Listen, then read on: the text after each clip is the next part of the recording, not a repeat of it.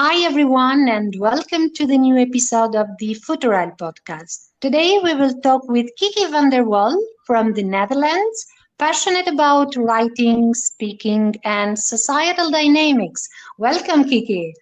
Well, thank you. Thank you. Happy to be part of this. It's our pleasure. It's all our pleasure. You have a major in political economy and you are completing your master in urban studies, correct? Correct. Yes, I did my bachelor in European studies. So I majored in political economy and did a minor actually in Eastern European studies, which was my first very small confrontation with Albanian culture and history. And now I'm in the last bit of finishing my master in urban studies. And if I recall correct, your thesis was IMF's involvement in Europe and the Greek debt crisis. Correct. And now you are doing and exploring your interest in post-socialist urban development. Yes. Any particular connection between them? Between the two, I mean, I think it might just be my little bit of Balkan blood that connects me to the region, but the research that I'm doing now for my master thesis was more of a chance encounter, actually. It was inspired by ending up in Tirana kind of spontaneously and being very surprised at everything I saw and especially at how little I knew. So I don't know if there's a direct link between the two, but I see. And when was your first visit in Albania? The first visit was in the summer of 2019, and I spent 2 days in Skåder, and then I spent 2 days in Tirana. And actually, immediately after leaving, I regretted not staying longer. I was left with these kind of all these odd impressions that I had gotten during that very short period, which eventually led to me going back the same year.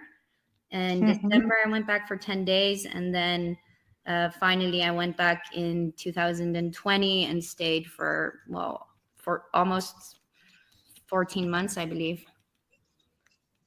Interesting. And tell us a bit more about all these impressions while you were visiting Albania and the relation with your master thesis. Well, I think that really the first thing that was very striking, I mean, the little that I did know about Albania didn't correspond to contemporary Albania. So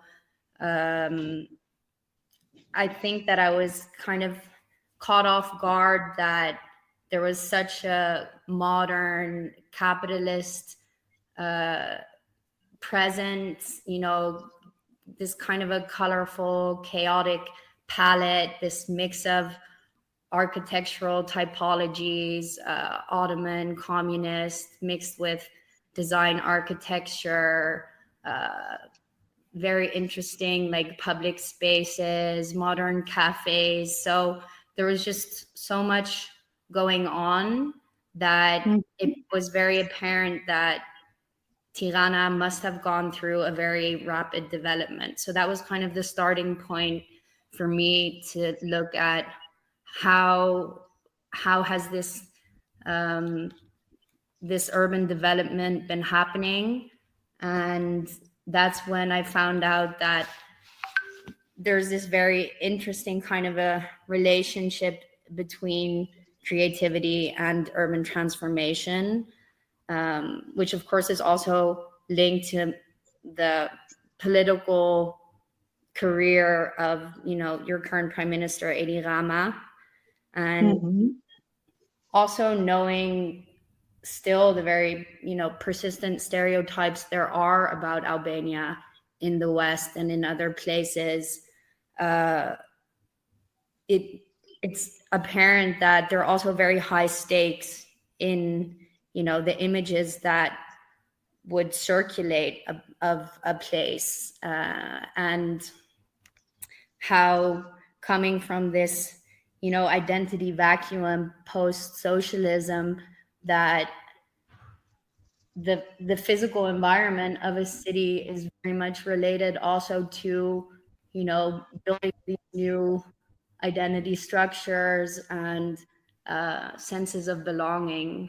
So to me, it was kind of the question, how does it also correspond to the needs of its inhabitants? Like, who are all these buildings being built for? How do, and especially younger generations relate to this, versus older generations who grew up in a completely different world? And while you've been in Albania, you have been invited and discussed with lots of youth representatives here. I've seen a tweet where you met with UN youth delegates and talked about Tirana Environmental Council. Yeah. How do you describe Albania youth compared to European youth? Well, I think Albanian youth are European youth to start.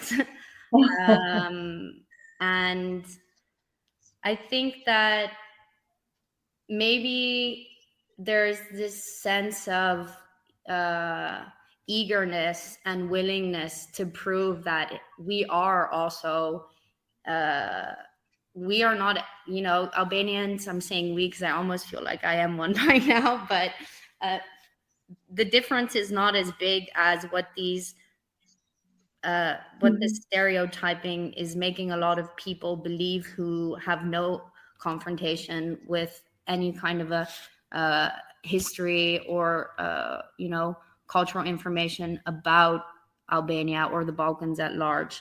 So I think that the big difference is more in the difficulties that Albanian youth encounter versus me as a Dutch resident and a Dutch national, for instance. So my stay in Albania in that sense was also very grounding to me, because growing up in the Netherlands and just the simple fact that I own a Dutch passport allows me so many privileges, and in freedom of movement, in travel, in work, in all of these things, which is a lot more difficult if you're a young person in Albania. So in that sense, I felt this kind of a eagerness in them to really, bring this to the world and show this. Like, we are just as, Albanian youth is just as capable, just as creative, just as intelligent, just as willing, and they should have those chances. So for me, that was very inspirational. And also definitely the youth ambassadors of the UN Assembly were all very engaged, very well-spoken. Like, they had so many good intentions to help Albania develop in the direction that they, hope to envision for the future. That's good to hear. That's good to hear. What in particular do you like about Albania, and what do you dislike? Well, what I like, the first thing was definitely how I was welcomed by the inhabitants. And sometimes I could feel this sense of, what are you doing here? Like, why would you come live here if you could live in the Netherlands? But there was so much genuine interest, and also this willingness to help me learn and to teach me about all of the interesting history and like cultural specificities that are part of, Albania's rich cultural life. And also, I mean, what I like about Tirana, because that's where I spent the majority of my time, is at the same time maybe also what I dislike the most, because I feel that the way that the city is developing, it is definitely becoming a more welcoming place for visitors, for tourism.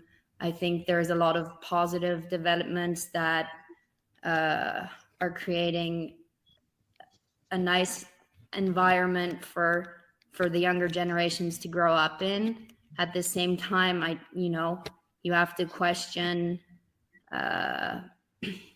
who is also being excluded with these developments. And my worry would be that a too large focus on tourism would kind of ignore maybe more of the pressing needs that the local inhabitants have. So I think it's also a question of time, like a period of adjusting and of exposure also. In your opinion, what should Tirana offer more to its citizens or also to foreigners? I think what Tirana could offer more is maybe a cultural offer that stands a little bit closer to the needs of maybe certain demographics. So I think when you visit the city, you feel this kind of a creative buzz, and you have the impression that there is vibrant cultural life. And now I'm not denying that there is, but I do think that in terms of like cultural infrastructure, there could be more opportunities for the youth, and there could be perhaps better like feedback mechanisms put in place, or participatory processes that would gauge with the local inhabitants what is it that they want and what is it that they need. For me,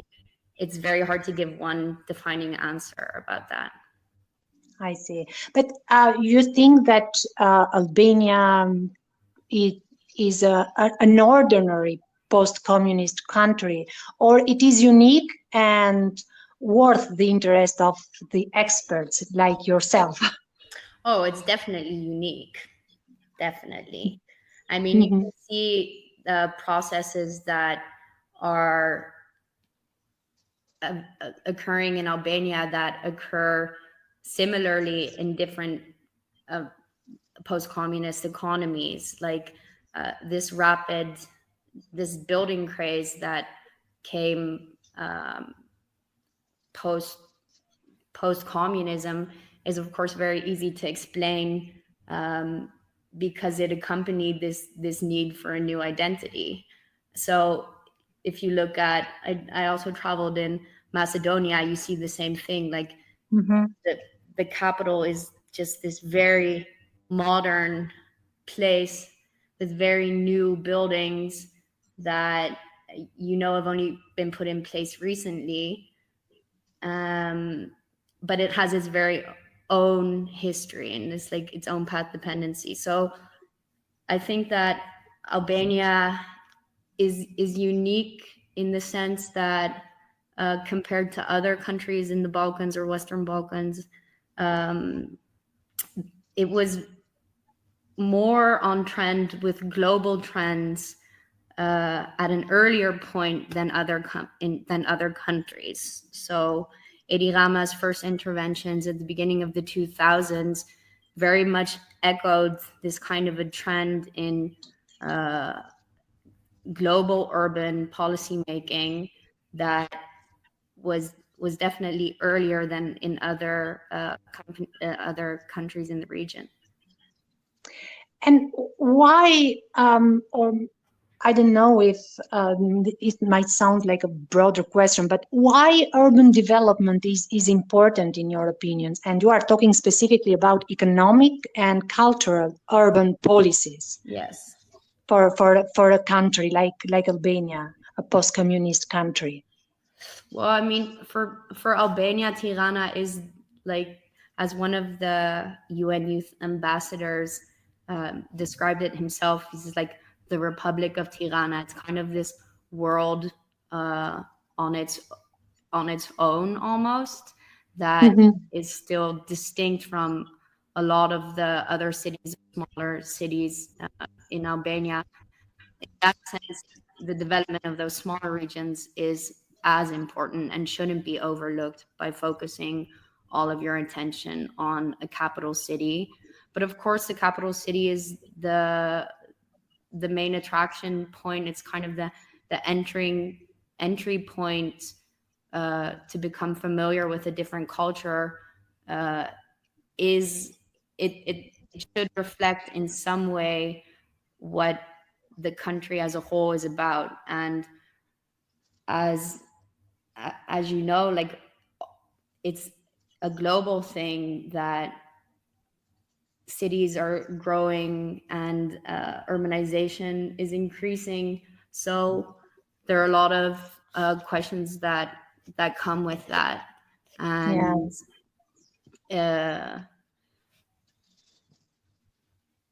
cities are changing and are totally in this transformational process. Yes, definitely. Yeah, and we should cope also. Making our cities livable for our citizens and everyone else. Yeah, that's very, very important. Does Albania, in your opinion, have a distinguished urban lifestyle? Talking now about its lifestyle. Tirana especially. Yeah, I think what I noticed is that there's a lot of life on the streets and outdoors. Like, people love to be outside, to walk around. It's kind of in a way laid back coffee drinking culture, very amicable, less rushed maybe than when I look at like Amsterdam, for instance, being here right now.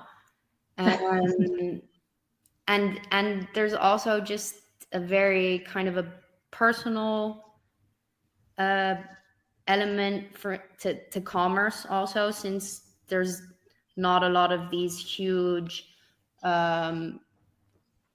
chains that you would see elsewhere. Like, a lot of the businesses are small businesses or like family owned businesses. So that brings a kind of a familiarity to the urban experience, which is also something that I noticed about Tirana and Albania in general, is that you really feel, spending a longer period of time there, that you can kind of become part of the culture in a way that is more personal than would be possible in a very big city, or even more like metropolitan area. When your thesis will be ready, or it is done already? Well, I have to hand it in June, and it's just about finished. I'm just putting the final touches on it now.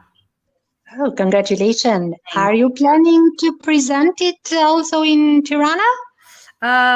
Well, if this is an invite, I would love to present it, definitely. I would be very interesting personally, but why not? Think it, and it might be a very interesting event to participate in. Yes, it would be great. Well, then in that case, I will see you guys this summer again. Definitely Okay. coming back this year, so. That's perfect. Sounds like a plan. All right.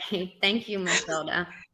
Thank you, Keke. Thank you for being with us today. And stay tuned for other interesting characters in our next Futural podcasts. Bye-bye. Bye.